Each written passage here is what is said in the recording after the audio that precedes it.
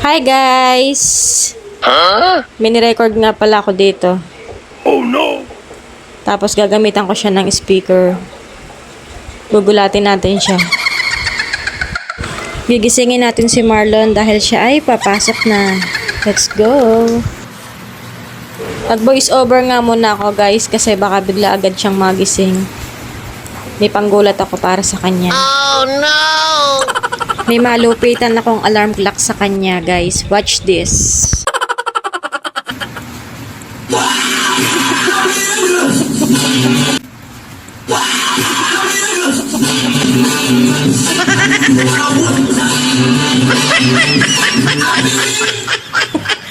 I feel good.